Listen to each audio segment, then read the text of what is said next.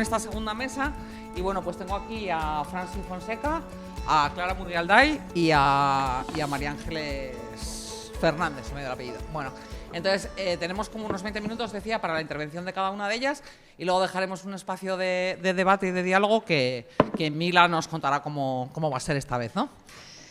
Si te parece, empezamos. Voy a ir presentando una a una porque así nos quedamos con la información mientras hablan. Voy a presentar a Franci Fonseca primero. Tiene una amplia experiencia en materia de inmigración, diversidad cultural y de género, muchos años de trabajo en el tercer sector social de mujeres, con mujeres migrantes y con mujeres autóctonas, y fundó en Basauri la Asociación de Mujeres en la Diversidad, por la que viene hoy, ¿no? Que es un grupo intercultural de mujeres de diferentes nacionalidades que busca el empoderamiento personal desde la colectividad y desde el apoyo mutuo y desde la sororidad. Actualmente compagina su trabajo en la Asociación de Mujeres en la Diversidad con su concejalía como representante del Carrequín Podemos en el Ayuntamiento de Basauri. Así que tiene usted la palabra, señora concejala. Bueno, y vengo con otra camiseta. Primero que nada, quería dar las gracias a la coordinadora de ONGDES porque, bueno, para nosotras como mujeres en la diversidad es un privilegio estar aquí. Es la primera vez que nos invitan a un espacio que la verdad que nunca habíamos estado. Siempre hemos estado en el ámbito de las migraciones, compartiendo con otras asociaciones del ámbito de la diversidad cultural, pero es la primera vez que estamos en un espacio como este, en el que la cooperación internacional entiende pues que somos que somos una organización que tiene algo que decir. Entonces, en ese sentido, pues muchas gracias porque estamos en una actividad en la que justamente lo que se nos propone es que si somos escuchadas, de qué forma y tal. La verdad que cuando recibimos la invitación nos supuso un debate interno, ¿no? Porque, como digo, era la primera vez que se nos invitaba, con lo cual hemos tenido que hacer una reflexión a ver qué era lo que íbamos a venir a traer aquí, qué es lo que tenemos que deciros, ¿no? Sobre todo porque Mujeres en la Diversidad tiene una trayectoria.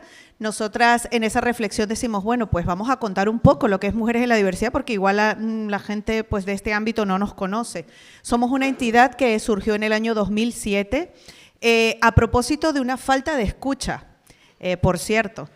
Somos una organización que mujeres que en su momento fuimos cofundadoras, formábamos parte de otra entidad en Bilbao, que era Mujeres del Mundo Babel, en la que, no sé, de repente sentimos que como mujeres migradas encontramos un sitio para estar, para sentir que éramos personas nuevamente, que dejábamos de ser un número como personas migradas y comenzábamos a llamarnos por un nombre y sobre todo donde las valías que traíamos en nuestras mochilas era posible ponerlas en valor, ¿no? En ese espacio. Sin embargo, cuando esas mujeres, pues, seguimos nuestro proceso migratorio y nos acercamos a otros pueblos y fuimos a residir en otros sitios, en mi caso, que soy cofundadora de Mujeres en la Diversidad en Basauri, pues sí que nos acercamos al movimiento de mujeres de esa época, que estamos hablando de hace 18 años, y no encontramos un sitio, no encontramos la escucha, nos encontramos con una pared, una barrera, en la que yo recuerdo aquellas primeras veces de llegar a esas organizaciones y de decirnos, vale, para ser socia pagas la cuota y si eso aquí tienes la lista de actividades. Y yo le decía, no, pues eso no es lo que hemos venido aquí a proponer, ¿no? Era como para ver en qué podíamos ayudar, mira, es que yo en nuestros países hacemos tal. No, aquí se paga la cuota y esta es la lista de actividades. La verdad que entendíamos que ese no era nuestro sitio y como no encontrábamos un sitio decidimos armarlo. Hombre, por supuesto poniéndonos como espejo y como ejemplo aquel sitio del que habíamos venido, en este caso de participación, que era la Asociación Mujeres del Mundo. Y así fue como un grupo de mujeres, en ese momento era una mujer marroquí, yo que soy de origen venezolano y una mujer colombiana, decidimos echar a andar una asociación que pretendíamos que fuese un lugar de aterrizaje para aquellas otras mujeres que estaban en esos otros municipios que no tenían en ese momento no existía el metro ni nada de estas cosas que ahora nos conectan tan fácilmente, ¿no? Pero sí que estaban en esos otros espacios, ¿no? La zona de Arrigorriaga, Echevarri, Galdácano, Basauri, y que podían encontrar en este otro grupo pues un espacio de participación y sobre todo de escucha. La escucha es fundamental y en Mujeres en la Diversidad creemos muchísimo en eso. Entonces, en ese sentido decimos, bueno, pues igual sí tenemos algo que decir en el marco de la escucha activa que está proponiendo la coordinadora de ONG. A partir de allí, pues nosotras creemos que también, pues con nuestro recorrido humilde, el que hemos podido tener y en el que creemos.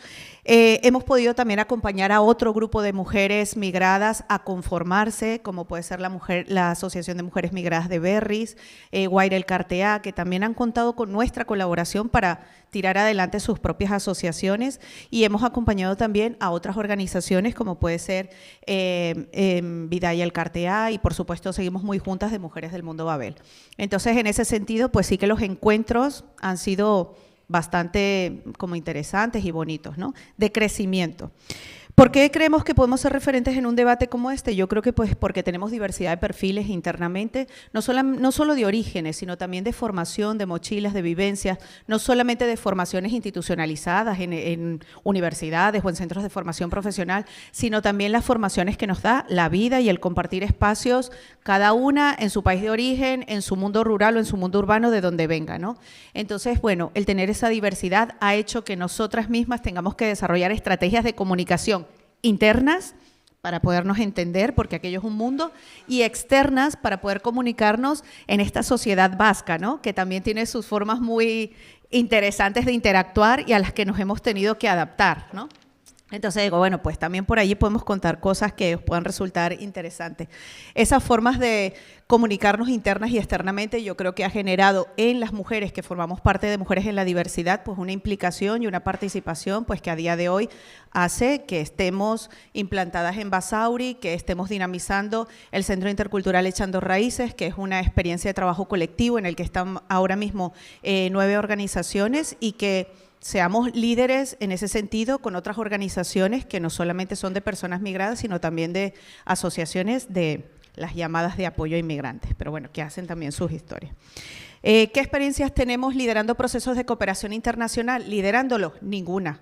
Nosotras no somos una asociación que hacemos actividades de cooperación internacional, no porque no querramos, sino porque no tenemos tiempo, no nos da la vida, no tenemos las experticias, creemos que es un trabajo bien complejo, no somos osadas, con lo cual en nuestro espacio para lo que nos hemos fundado creemos que lo hacemos muy bien y no tenemos necesidad de invadir espacios que no son nuestros. Entonces, liderando esos procesos, ninguna. Ahora, ¿qué experiencia tenemos de interacción con asociaciones del ámbito de la cooperación? Mucha. Y en ese sentido sí que creemos que somos un referente, sobre todo en los procesos de educación para la transformación social que se hacen aquí en Vizcaya. Y ojalá que no me deje a ninguna, y espero que la que me deje no esté aquí para que no se dé cuenta, pero hemos trabajado sobre todo pues hace bastantes años con CETEM, que hicimos un trabajo muy bonito sobre el tema de la campaña de ropa limpia. Luego hemos trabajado con Solidaridad Internacional, con Laguna Artean, con Colombia Euskadi. Sobre todo hemos sido receptoras de esas lideresas defensoras de los derechos humanos que vienen aquí y quieren conectar con grupos de mujeres aquí. Pues nosotras hemos sido el espacio de conexión, encantadas de la vida, usarnos para eso todo lo que queráis, porque para nosotras es un momento de aprendizaje, de transformación, de encuentro, de reconexión con nuestros orígenes muy brutal. Con lo cual, quien quiera, nuestras redes, nuestro correo y todo está ahí, cuando queráis, bienvenidas todas esas interconexiones internacionales, ¿no? Pero bueno, a lo que íbamos, ¿no? Porque, antes de que me pase para lo siguiente. Cuando decimos que somos parte de ese proceso de educación para la transformación social, somos receptoras de esas lideresas que vienen aquí, pero sí es verdad que con la Asociación Colombia Euskadi hemos tenido la oportunidad de ser copartícipes de la creación de una agenda feminista transnacional. Sí, a través de la organización que tienen en Colombia, en Ibagué, en el Tolima, en la Fundación Yapaguaira, hemos conectado con mujeres allí y hemos intentado que en fechas concretas podamos coordinar acciones allí y aquí que nos conectan como mujeres feministas, ¿no? Y con nuestras estrategias, ellas allí, nosotras aquí. Esa sí que es una de las primeras experiencias en la que hemos sido copartícipes de algo más transnacional. También estamos dispuestas a hacerlo con el resto de organizaciones que nos lo quiera proponer, ¿vale? Luego hemos cogido las preguntas que se lanzaban, ¿no? Como la compañera que ha estado antes también, ¿no? Decimos, bueno, ¿por dónde tiramos, no? ¿Con qué claridad se nos oye? Esto nos supuso una reflexión bastante interesante e intensa, ¿no? Porque creemos que la claridad depende del nivel de tecnicismo con el que se acerquen a nosotras, ¿no?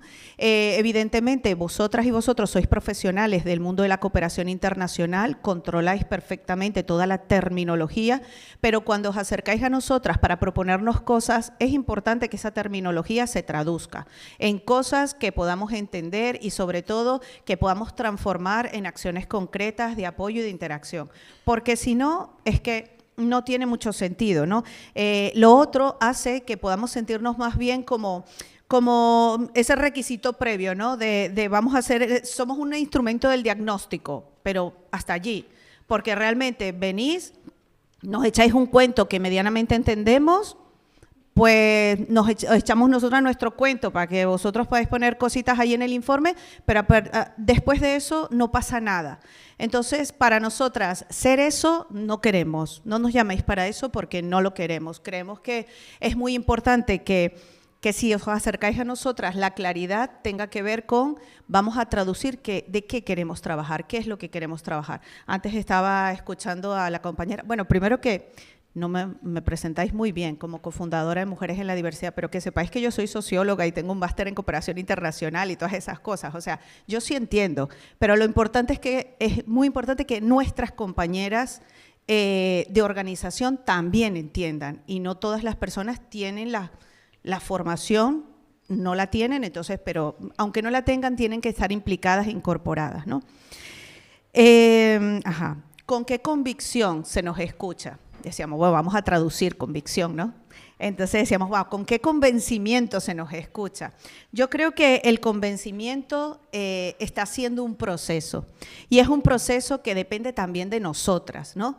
De con qué convencimiento nos creemos que somos portadoras de conocimiento, para que en el momento en el que una organización de cooperación internacional se acerque a nosotras, nosotras nos creamos que lo que sabemos también vale, con igual condición o en igual condición que un conocimiento que pueda traer una organización porque tiene años de experiencia de trabajo en X país. Una persona que viene de ese país también tiene ese conocimiento y lo tiene porque ha vivido, ha crecido y ha mamado de esa cultura, ¿no? y de ese entorno que otra persona, otra entidad quiere intervenir.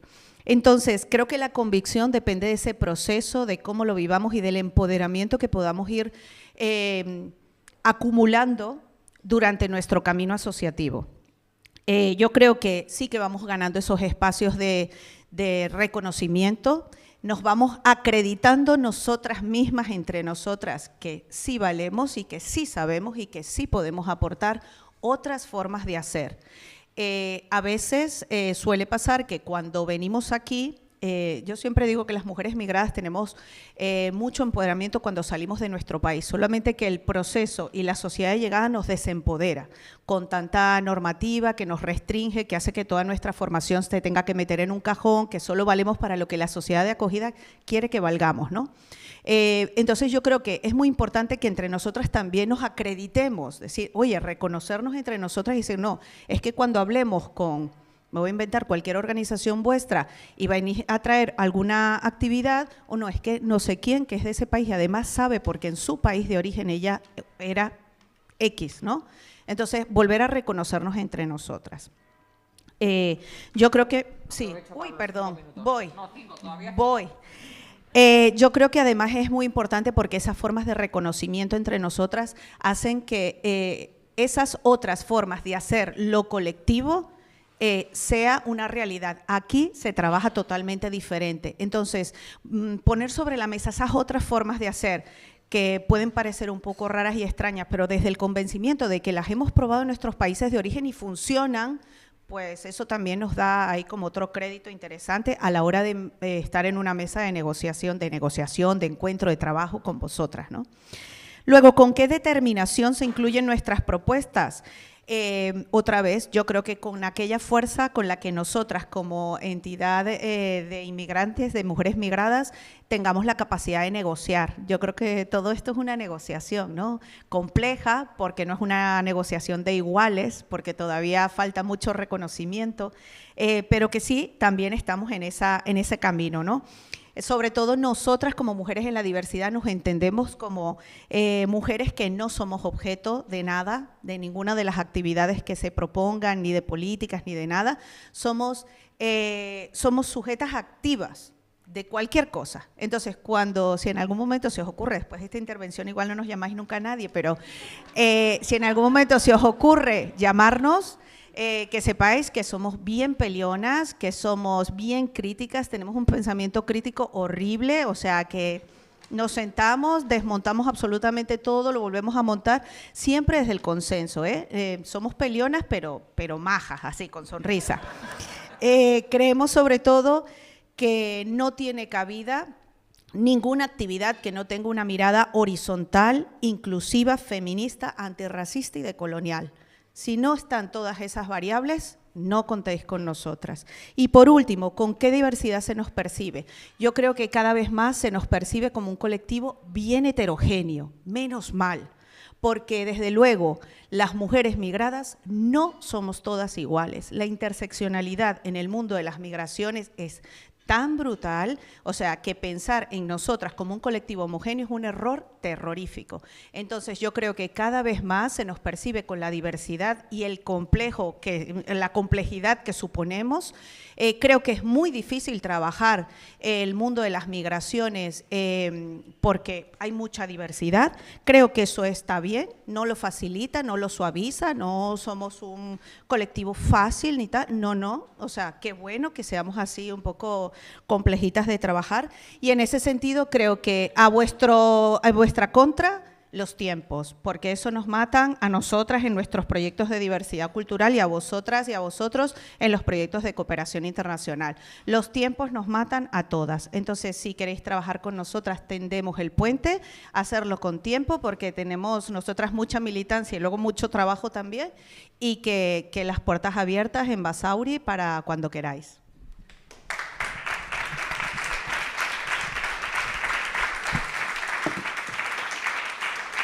Muchas gracias, Franci, por tu intervención, y te ha sobrado tiempo todavía, estamos ahí. Es que ricasco, muchas gracias. Bueno, ahora vamos a seguir, vamos a hacer las 3 intervenciones y luego… ¿Se oye? Ahora.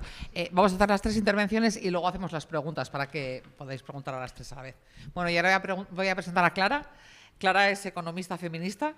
Durante 3 décadas se desempeñó como formadora, investigadora y evaluadora con enfoque feminista de proyectos de desarrollo y fue responsable de la Oficina de Cooperación de la UPV. También fue docente y es docente de género en distintos máster universitarios. Aunque ya está jubilada, sigue siendo profesora del máster de género, feminismos e interseccionalidad en la cooperación internacional, cuyo objetivo es formar en estas temáticas a personas involucradas en el diseño, ejecución y evaluación de proyectos, estrategias y políticas ligadas a las agendas de cooperación y a la transformación social. Y también es una aliada histórica del grupo de género de la coordinadora de ONGs, que forma parte de su presentación también. Tienes 20 minutos, ¿vale? Vale. Bueno, yo no debiera de estar aquí hoy, pero la coordinadora y la administradora del máster del que os voy a hablar, pues decidieron irse a la conferencia de AWIS en Tailandia, que ha sido hace 4 días, supongo que andan paseando por allá, y dijeron, pues ya que es en Bilbao la cosa, pues te pilla cerca, ándate vos a hablar sobre el máster. Bueno, pues aquí estoy. Soy una simple docente de ese máster, Lo que pasa es que ese máster lo fundamos en una asociación, una ONG de cooperación al desarrollo catalana que se llama Cooperacció, de la cual fui presidenta y miembro de la Junta y presidenta después durante 10 años. Entonces tuve que ver con la decisión de iniciar el máster, pero aparte de eso solamente he dado clases ahí. No he sido coordinadora ni…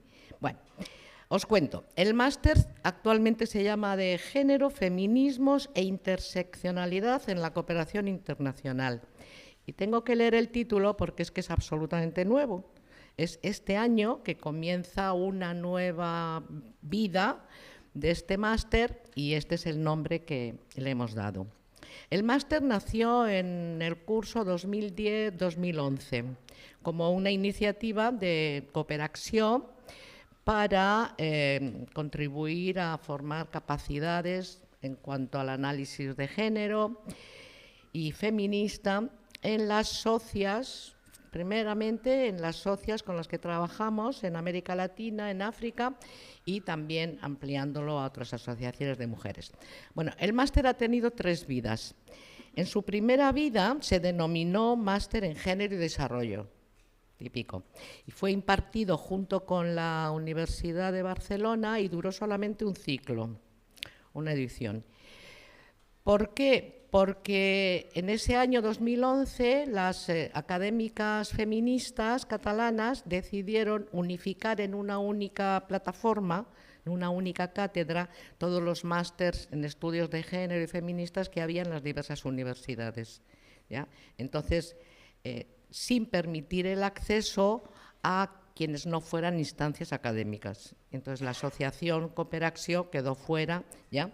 Tuvimos que montarnos de otra manera el máster. Bueno, una segunda vida que comenzó en el curso 2012-2013 y ha concluido el curso pasado, ha tenido 12 ediciones y se ha realizado en conjunto con la Cátedra UNESCO de Mujeres de la Universidad de Vic y se ha denominado Máster en Igualdad y Equidad en el Desarrollo.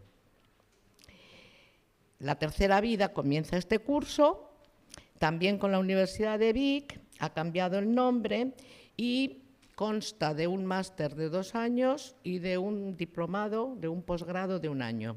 O sea que hemos metido ya más cambios que voy a explicar ahora.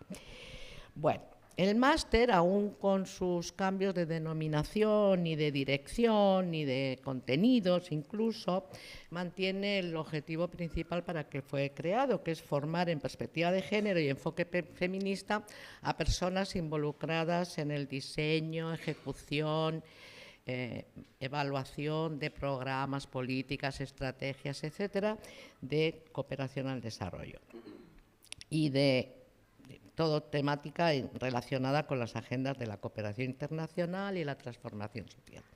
Bueno, en estos tiempos en que abundan las propuestas de políticas feministas de cooperación y se espera que el personal de las instituciones, de las administraciones y de las ONGs, etcétera, manejen los temas no solo de género, sino también de las propuestas feministas, pues el máster es una propuesta formativa que pretendemos que ayude a que los planteamientos feministas desde su diversidad sean integradas en las prácticas, en las agendas, en las estructuras y en las creencias de todos los agentes de la cooperación al desarrollo, la cooperación internacional. Bueno, características generales del máster. El máster tiene un formato totalmente virtual, lo que facilita la participación de quienes son nuestras más directamente interesadas como metas, ¿no?, que en llegar, que son mujeres que trabajan en organizaciones y asociaciones en América Latina. ¿Okay? El profesorado y el alumnado provenimos tanto de América Latina como del Estado español. Muchas de las alumnas, su mayoría son mujeres, están en América Latina o en África porque son cooperantas, porque están haciendo consultorías, etcétera. ¿Ya? Todas las profesoras somos feministas, activistas, consultoras, académicas y tenemos diferentes procedencias, no solo territoriales y culturales, sino también teóricas, ¿ya? Toda la gama de los feminismos, de la diversidad de los feminismos, está presente en el profesorado, ¿ya? Sí, la mayoría contamos con experiencia de trabajo en la cooperación internacional, ¿ya? Tanto desde aquí como en los países, etcétera.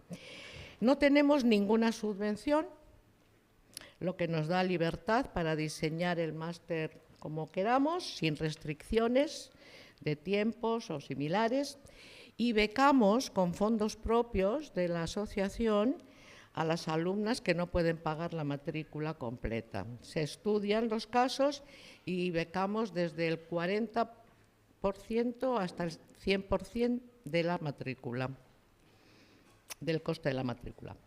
Es un máster económicamente deficitario, como podréis comprender, que se mantiene como una apuesta política de la asociación, ¿no?, de Cooperación, y de las propias profesoras, que tampoco cobramos nada que ver con lo que se cobra en las universidades, por ejemplo. El costo del máster es similar al de cualquier máster de cualquier universidad española, y lo establece la Universidad de Vic, ¿ya?, el precio del máster. La Universidad de Vic no es pública, es concertada, pero es la única universidad que nos permite, de todas las que investigamos, es la única que nos permite que puedan acceder al máster alumnas que no son licenciadas, que son graduadas o que cuentan con otras experiencias profesionales o laborales. Y esta facilidad para el acceso le da un carácter más feminista al máster, porque reconoce que hay saberes más allá de los estudios académicos. Por otro lado, la Universidad de Vic deja en manos de Cooperación tanto el formato como el planteamiento académico, los contenidos, etcétera, lo que asegura que nosotras decidimos tanto los contenidos del máster como las formas de impartirlos.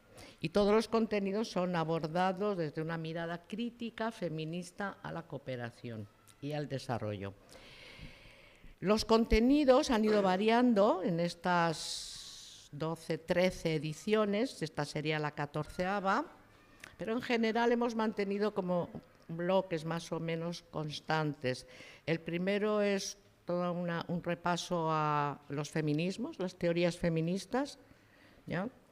En algún momento ese repaso se quedaba en el feminismo de la igualdad, la diferencia, Últimamente hemos ido incorporando todos los nuevos feminismos decoloniales, comunitarios, indígenas, etcétera, etcétera, a todo el repaso, y también algunas teorías masculinistas se estudian.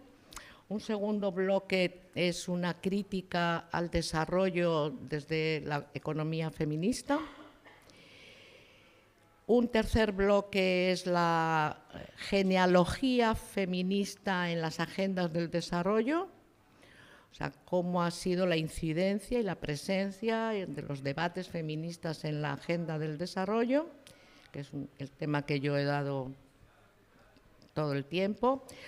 Un cuarto bloque es todo lo que tiene que ver con género y desarrollo, toda la metodología, el análisis de género y cómo se incorpora prácticamente el enfoque de género en los proyectos y políticas y programas. Y luego, por último, una serie de debates temáticos, por ejemplo, sobre el tema de la feminización de la pobreza, sobre el tema de la laicidad, sobre violencias, nuevas formas de violencia contra las mujeres, participación y democracia, etcétera. Ya una serie de debates. Bueno, esos han sido más o menos los contenidos. La evolución, ya digo que el máster ha ido actualizando contenidos en la medida de lo posible hasta llegar a la versión actual. Hemos incluido en la versión actual de este año temas como los feminismos críticos decoloniales y poscoloniales, así como las diferentes posiciones sobre interseccionalidad y su práctica en la cooperación, contando con feministas que provienen de estas corrientes. Bueno, resultados e impacto. En las 13 ediciones del máster hemos formado a unas 210 alumnas, incluidos 2 hombres, en su mayoría personal de organizaciones feministas y de otras organizaciones de la sociedad civil de países del sur global.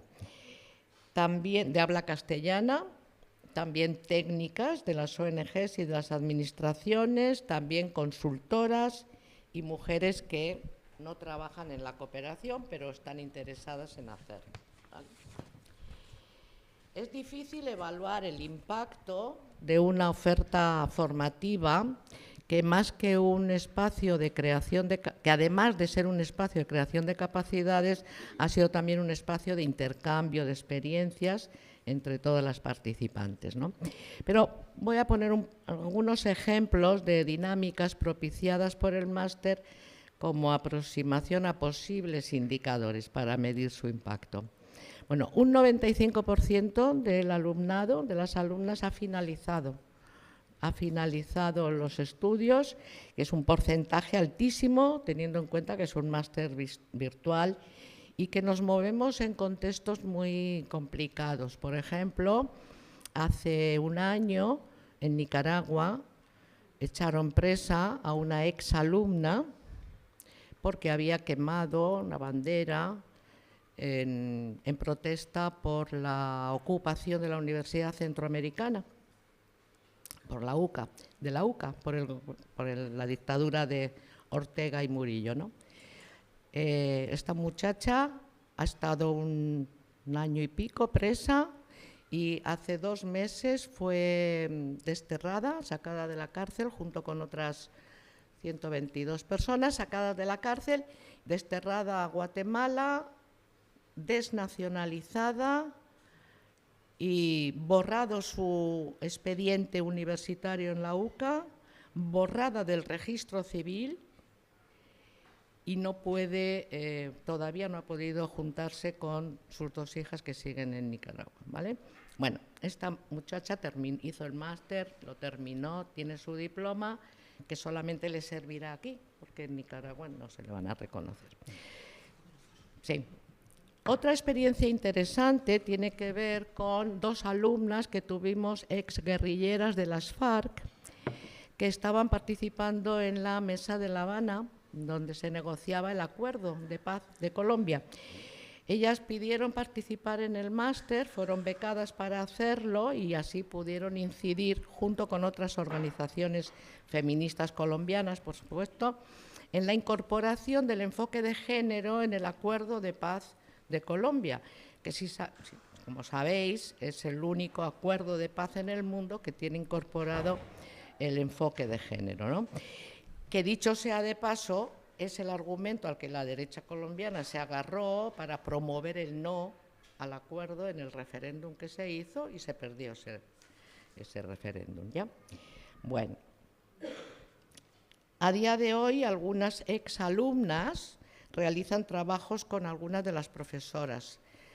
Por ejemplo, 2 técnicas de la Dirección de Cooperación del Gobierno de Islas Baleares han estado trabajando en el último año en coordinación con la coordinadora del máster, Estrella Ramil, para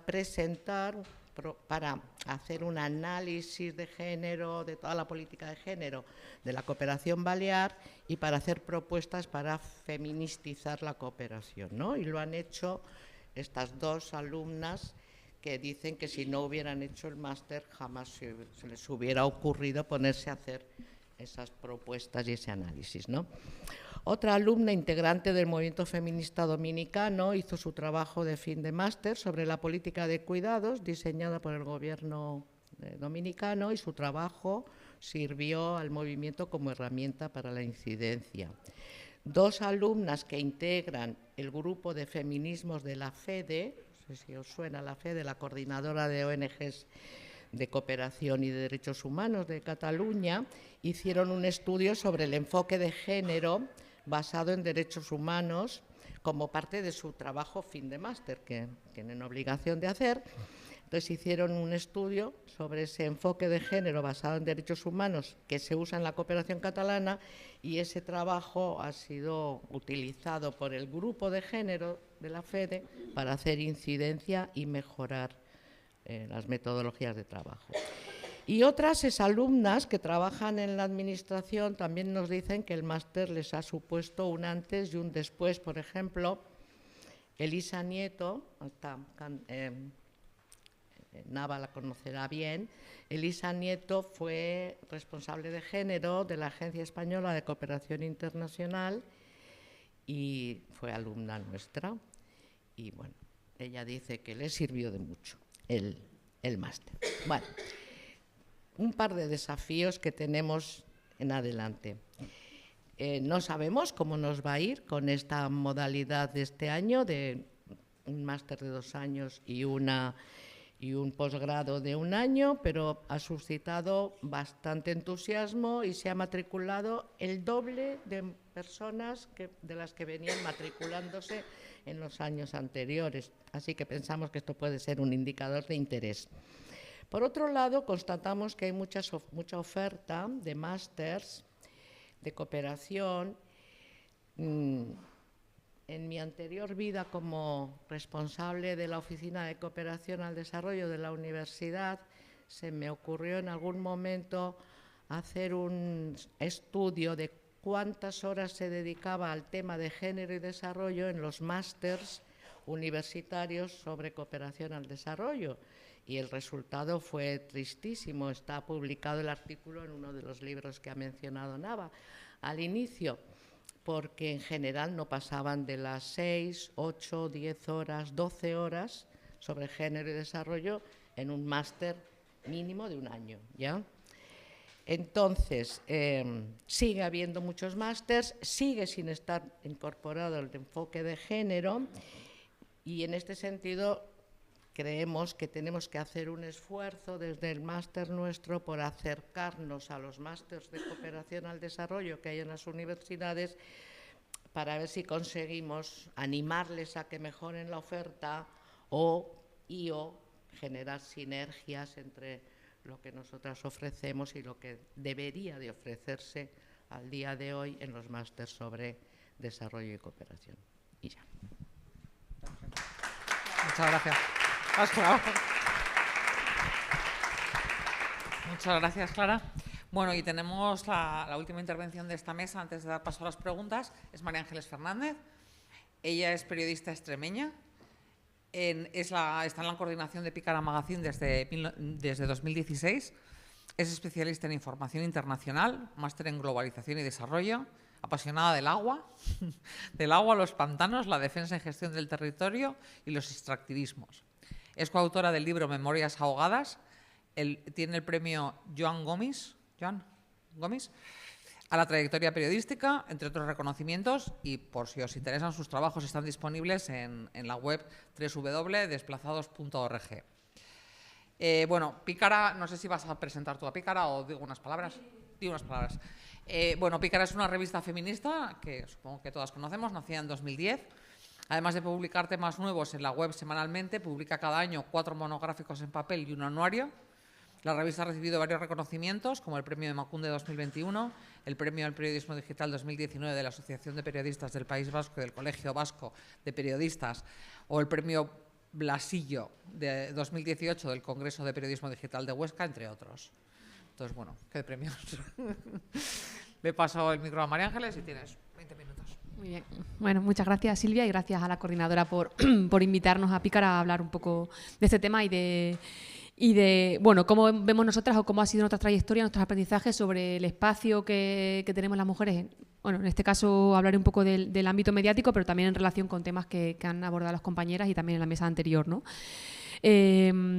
Pícara nació eso en 2010, ya vamos, el año que entra haremos 15 años, como bueno, pues buscar un espacio en el que esta voz, ¿no? Que no tenía espacio en otros medios, en los que nos decían que temas que no interesaban nos cerraban puertas, pues montar nuestro propio medio para hablar de los temas que pensábamos que sí que tenían interés y que nos apetecía escribir, ¿no? Y bueno, el hecho de que eran temas interesantes, bueno, pues el hecho de que estemos aquí 15 años después significa que sí que había también esa demanda no solamente de escribir, sino de leer temas diferentes. Desde 2010 aquí todas sabemos que ha habido un cambio y que los temas del feminismo ya pues son incluso mainstream y los puedes encontrar en cualquier medio, y como decía Nava esta mañana, también hay nuevos temas en la agenda, ¿no? En esta, pues temas que hace 10 años o 12 hablaba solamente Pícara o medios similares a Pícara, pues temas de cuidado, violencia sexual, ecofeminismo, defensoras del territorio, ya creo que son temas que están más en la agenda mediática. Pero yo creo que está... o sea, eso hay que aplaudirlo y creo que son avances, pero bueno, yo vengo a contar un poco, a hacer críticas y a decir que estemos alerta porque son avances, bajo mi punto de vista, engañosos y bueno, con muchos matices. Por un lado, hay un informe global de medios que se hace cada 5 años en todo el mundo. Participan equipos de investigación de diferentes países durante 5 años para sacar datos sobre de qué hablan los medios de comunicación y también la voz, ¿no?, de las mujeres, qué mujeres aparecen, con qué roles, qué temas se hablan. Y bueno, solamente por dar un dato, el último que se publicó fue en 2021. Y bueno, pues solamente en el 26% de los casos las mujeres son sujetos de información. Es un dato global, es decir, es una media, pero la situación del Estado español está en esa media, es decir, incluso creo que está por debajo, sí, o sea, no. Entonces, el 74% de las noticias que consumimos son hombres protagonistas, ¿no? Esto me parece que es un dato como muy contundente que debe asustar, ¿no? Entonces, bueno, por eso digo que a veces vivimos como viendo un poco ilusionadas, pero la realidad nos golpea. ¿Esto qué hace? Pues que los hombres son sujetos de información y, por otro lado, tú vas a un medio de comunicación generalista grande, ¿no? No un medio alternativo pequeño como nosotras, porque bueno, ahí es fácil entenderlo, pero en cualquier otro medio las mujeres son las que ocupan las redacciones, ¿no? Son las trabajadoras, las que realizan las informaciones, pero los cargos altos y medios son hombres, o sea, eso sigue pasando. No he traído aquí un informe, pero un medio que se llama La Marea, que seguro que conocéis, todos los años hace saca un gráfico con las directoras y subdirectoras y altos cargos en medios en el Estado español, ¿no? Y bueno, pues es que de hecho hay años que se va a peor, ¿no? O sea que no tengo aquí el dato, pero bueno, muy pocos medios tienen paridad en sus órganos de dirección. Entonces, bueno, pues las mujeres seguimos generando contenidos, contando el mundo, pero el mundo que nos dejan contar, ¿no? O sea, quien te manda es quien decide al final, ¿no? Yo digo muchas veces que más que lo que cuenta un medio, me parece más interesante lo que no cuenta, ¿no? Lo que ha decidido que esto no sale. Y bueno, pues yo creo que en este porcentaje del 74% de noticias protagonizadas por hombre, bueno, pues ya es significativo. Y solamente las mujeres aparecen en un porcentaje similar cuando se habla de violencia, porque aparecemos como víctimas.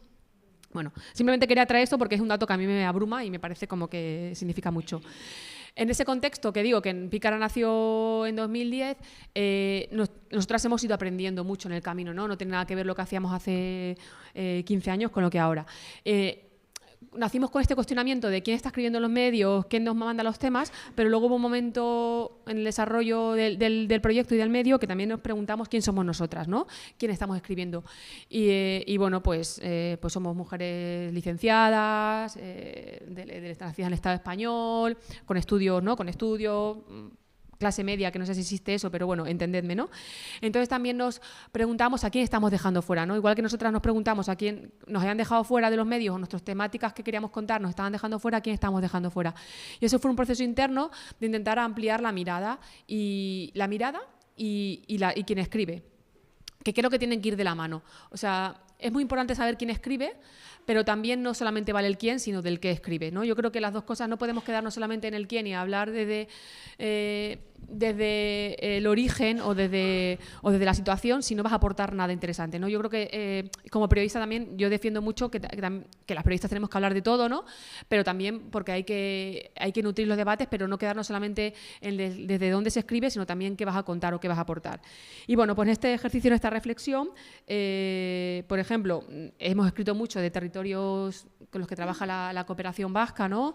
Y muchas veces de compañeras del Estado español que han ido allí, pues muchas veces trabajando con ONGs en temas de comunicación y así, y nos mandaban textos, que está muy guay, pero también llega un momento en el que, no, es que hay mujeres comunicadoras que tienen de estos territorios que igual...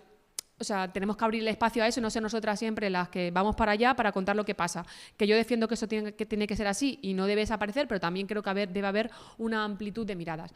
Eso por un lado. Entonces, pues ha habido momentos en los que han colaborado comunicadoras comunitarias indígenas, han escrito. No lo digo como un logro ni para nada, lo digo como un ejercicio de reflexión y que de hecho nos cuesta mantenerlo en el día a día. O sea, lo hemos hecho y lo trabajamos, pero no es a una línea que esté diariamente. Pero, por ejemplo, pues ahora en Argentina pues están escribiendo muchas compañeras argentinas, hay compañeras gitanas que escriben en Pícara, mujeres trans, mujeres migradas que eran periodistas en sus países de origen, pero aquí solamente pueden ejercer labores de cuidados, como todas sabemos, porque entonces, bueno, pues también buscar un equilibrio de cuestionarnos quién somos, y al final, pues sí que es verdad que los medios de producción, entre comillas, los tenemos nosotras, las que os decía antes, pero bueno, pues también apartarnos a un lado y hacer más diverso quién aportamos, ¿no? O sea, ampliar esa voz de las mujeres, que muchas veces nos quedamos en una voz blanca y en cierto modo privilegiada, con todos los matices, pero bueno, pues ampliar eso. Y para mí, por ejemplo, ha sido muy, muy interesante escuchar muchas veces a la compañera Lucía Momío, que es una periodista negra, española, que colabora en Picar hace muchos años, y igual lo suena porque suele venir mucho por aquí. De hecho, hoy estaba aquí también, en otro evento. Entonces, ella dice que no solamente tienen que estar cuerpos diferentes en los medios, en la cooperación, en cualquier contexto, sino que es la mirada, ¿no?, lo que aporta. Y ella dice que si tú vives en un mundo 100% blancos, hay temas que no se te pasan por la cabeza. Entonces, ella hace propuestas de temas que a mí, o sea, luego lo dice y dice, pues qué interesante, pero a mí no se me ha ocurrido. Es decir, que contar con mayor diversidad de mujeres o mayor diversidad de personas pensando temas, proponiendo ideas, creo que va a hacer más enriquecedor el proyecto, ¿no? Entonces, para mí, por ejemplo, a escuchar a Lucía siempre me deja pensando. Eso era un poco por el contexto de Pícara y lo que os quería compartir, en qué momento estamos y cómo nacimos, y bueno, el espacio que ocupamos las mujeres en los medios. Pero también quiero compartiros que seguimos siendo expulsadas las mujeres de los espacios, o sea, de espacios de toma de decisiones o de espacios espacios de discusión pública. Sigue habiendo temas que se siguen ignorando en la agenda mediática y en la agenda cultural, en la agenda sociopolítica, y luego hay mujeres que siguen siendo silenciadas o ignoradas, ¿no? Y por ejemplo, para hablar de estas tres ideas, nos siguen expulsando de espacios. Me voy a ir al tema de las redes sociales, porque aunque, bueno, igual no es un tema eje de la cooperación, pero sí creo que es importante porque estamos todas ahí en las redes, porque es un espacio que hemos ocupado y donde está la discusión pública, pero es un espacio en el que se sigue expulsando a mujeres, ¿no? Yo creo que todas sabemos que hace unos años varias comunicadoras feministas se fueron sobre todo de Twitter o X ahora por la violencia que están recibiendo, pero es que ahora mismo los algoritmos siguen silenciando, o sea, nos siguen silenciando. O sea, a Pícara en Twitter ya no es irrelevante, o sea, y es por el algoritmo, evidentemente. Entonces, estamos ocupando unos espacios en los que estos algoritmos, que son decididos por señores, y pues Elon Musk y todo alrededor, esconden discursos, esconden cuerpos, esconden miradas, ¿no? Y nos estamos informando por ahí, porque ya es muy raro que la gente entre en picaramagazine.com o en berriano.tal.eus, sino que pues lo que te llega por redes. Y es que lo que te llega por redes tú no lo has decidido, lo han decidido unos señores por nosotras, ¿no? Entonces, bueno, a mí esto es una cuestión que bastante me preocupa, ¿no? Como estos espacios, también el discurso sobre el pueblo palestino y denunciando el genocidio también han sido silenciados en Instagram, ¿no? Que parece que es muy amable y demás, pero bueno, hay discursos y cuerpos que en Instagram son apartados y silenciados. Luego, justo esta semana, y ayer cuando me preparaba las ideas, me pareció interesante compartirlo, participé en una reunión informal de comunicadoras feministas, periodistas de diferentes territorios. Estaba convocado por una periodista argentina, exiliada, había varias argentinas, pero había de otros países de América Latina y estábamos varias del Estado español. Y las argentinas nos contaban, periodistas con trayectoria de 20, 30 años en medios grandes como Clarín, Página 12, mujeres que han tenido, no voy a decir los nombres porque era un espacio de confianza, pero bueno, mujeres que han tenido relevancia, que escribían, que han hablado mucho de género en estos medios durante mucho tiempo, porque en Argentina creo que en estos temas hemos aprendido mucho de las compañeras argentinas en las luchas feministas y también en la comunicación. Decían que las están relegando en las redacciones, que incluso les han dicho no vuelvas a hablar de género, o sea, no a chavalitas que están empezando, no, a mujeres profesionales con trayectoria, y sus temas se los están posicionando peor en redes, evidentemente, los están dejando ahí, incluso las están como machacando a través del sueldo, es decir, las están dejando una relevancia cobrando poco y haciéndolas pues que tengan que buscarse la vida por otros lados porque no están teniendo espacio. Es decir, mujeres con mucha relevancia que han generado un discurso, que han sido maestras para mucho, la está pasando esto en Argentina. Lo digo porque esto puede pasarnos, espero que no, pero bueno, nos puede pasar. Es decir, que que se está expulsando. Y luego, pues también lo que decía ¿no? antes, que muchas de estas periodistas que se tienen que exiliar de muchos territorios y llegan al Estado español aquí no pueden ejercer porque no se les validan los títulos, porque bueno, pues estamos nosotras ocupando espacios y bueno, pues y por lo que digo, porque al final los medios también son de señores y son los que deciden, ¿no? Entonces siguen siendo controlados por hombres. Luego hay temas que se siguen ignorando. La violencia sexual, aunque está en los últimos 2 años, yo creo, bastante en la agenda mediática, yo creo que todavía queda mucho por aprender. O sea, desde el punto de vista mediático, yo creo que los medios sí que y las periodistas han hecho un esfuerzo, aunque sigue habiendo muchos errores, en cómo se informa de violencias machistas, entendida en lo que es el parámetro que definía la ley de 2004, ¿no? Cuando la violencia la ejerce tu pareja o expareja. Creo que se ha ampliado ahí y que hemos aprendido a ver que la violencia machista va mucho más allá de eso, pero un tema bastante difícil de romper mediáticamente ha sido la violencia sexual. Sí que en los últimos años todas sabemos que se está rompiendo, pero también todavía con una mirada de generar terror sexual, que lo denunciaba ¿no? La tesis de Nerea Barjola y que se puede aplicar a muchos contextos actuales, pero por ejemplo con el caso de Cristina Fallaras, y no quiero entrar en polémicas, pero sí, porque no, pero simplemente decir que, jolín, que se está hablando tanto de Cristina Fallaras para hablar de ella o para hablar de Íñigo Rejón y no se esté hablando de todas las miles de casos de abusos de mujeres que están denunciando, es decir, no se está hablando de la violencia, se está hablando de Rejón y de Cristina Fallaras, no de la violencia. Y es que hay un montón de casos de abusos, de mujeres que están denunciando abusos y agresiones en la infancia. O sea, es un tema que y ningún medio está abordando esto, no se está cogiendo. Y Cristina Fallaras, que yo compartí alguna mesa de debate con ella, decía que ella lo que está haciendo es, o sea, compartir su canal, dejar su espacio que, pues, por la visibilidad que tiene para que se hagan estos temas, porque los medios no lo están haciendo, ¿no? Los medios están ignorando la violencia. Entonces yo creo que la violencia sexual, aunque parezca que se me ha ido la palabra todo el rato que quiero usar, que es como cuando algo va y se desaparece, es que... No, es como un espejismo, jolín, vale. O sea, es como un espejismo. Es que la he querido decir 2 o 3 veces y no me salía. O sea, como que pensamos que es un espejismo porque es un tema que se está hablando, pero yo creo que se está hablando de una manera incorrecta y para generar unos debates que no van al fondo de la cuestión, que es la violencia. Otros casos de mujeres o temas que no se hablan, ¿no? Pues hablaba Clara de Nicaragua, ¿no? Hablaba de la alumna del máster que, pues, un montón de mujeres nicaragüenses han tenido que exiliarse o migrar o llamémoslo como queramos y también han sido silenciadas aquí por denunciar. Igual ahora ya ha cambiado un poco desde 2018, pero bueno, todavía nos cuesta escuchar a compañeras que nos relatan lo que está pasando en sus países de origen porque nosotros tenemos nuestra visión y decimos no, ¿cómo va a ser eso? No, imposible. Entonces estamos silenciándolas y eso lo han denunciado las compañeras feministas por Nicaragua, perdón. Entonces, bueno, yo creo que también eso es un tema que a veces, cuando alguien nos saca de nuestros esquemas o nos incomoda, pues tratamos de mirar para otro lado, ¿no? Y bueno, pues me parecía como interesante. También habéis hablado del tema de Colombia y del acuerdo de paz y para que hubieran, lo digo porque hemos hablado de esto en Pícara y como he ido tomando notas mientras también os escuchaba para aportar así en la misma línea.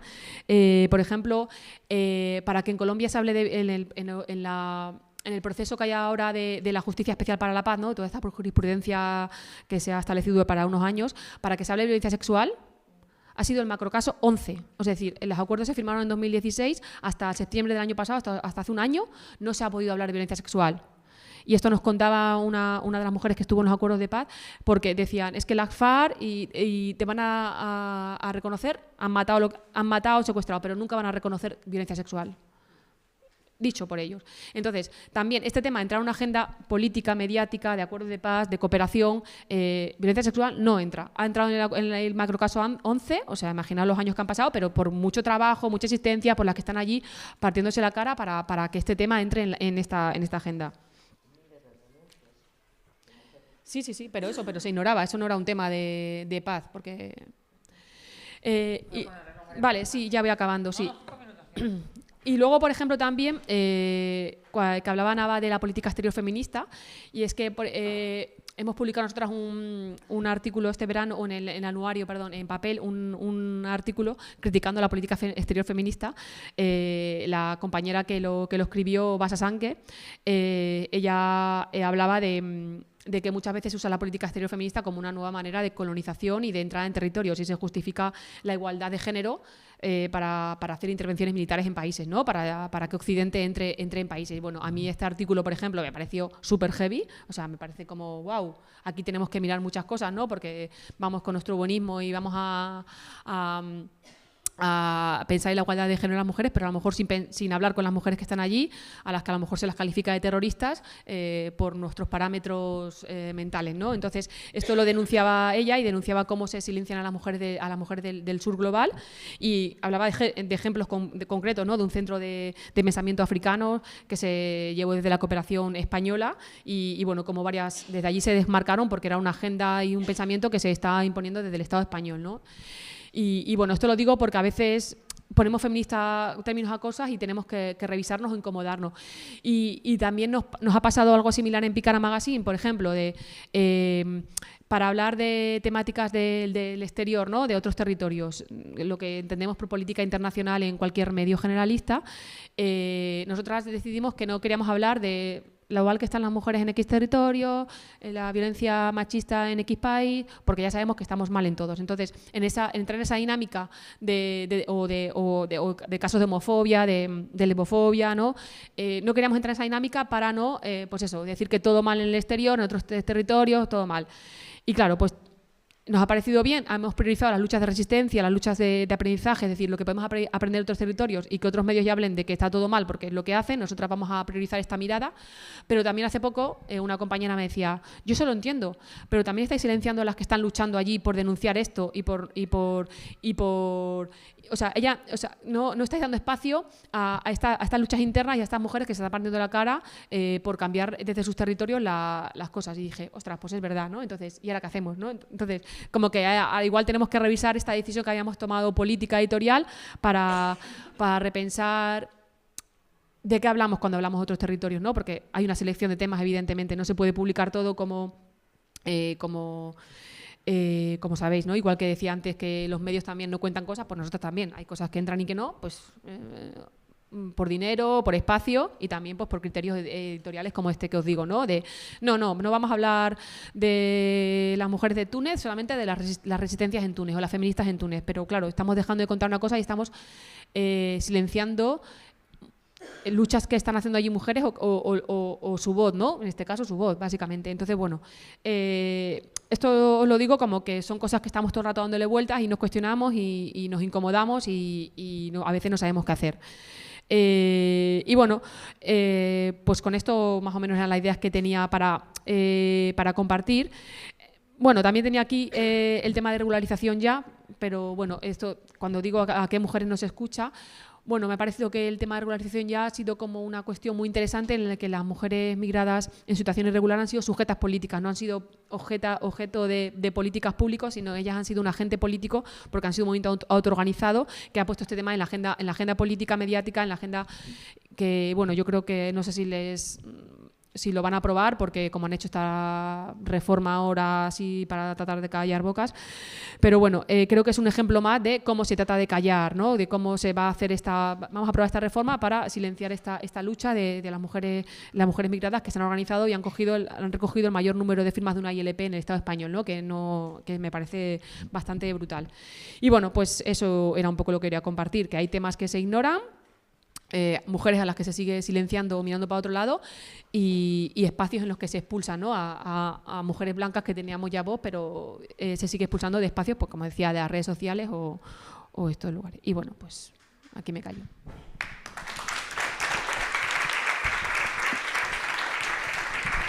Bueno, muchas gracias, María Ángeles. Bueno, muchas gracias a las tres. La verdad me lo habéis puesto súper fácil con el tiempo. Eso era una tensión ahí que tenía yo y me lo habéis puesto muy fácil. Y ahora le voy a pasar la palabra a Mila para que nos cuente cómo va a ser la participación en esta mesa. Bueno, pues como a veces nos cuesta participar en espacios con tanta gente, en esta ocasión vamos a hacer grupos pequeños. Vamos a juntarnos en grupos de 3-4 personas porque pensamos que así la participación va a ser más plural y más sencilla. Entonces, en este espacio las manos van a quedar libres y en los grupos de 3-4 personas, bueno, pues vamos a intentar que participen todas las personas del grupo. No, en este espacio no era. Pero bueno, si alguien quiere compartir, luego pues se puede, pero vamos, no. Y se puede enviar también en el enlace que nos ha dejado antes Miriam, se puede escribir, como se quiera. Ahora mismo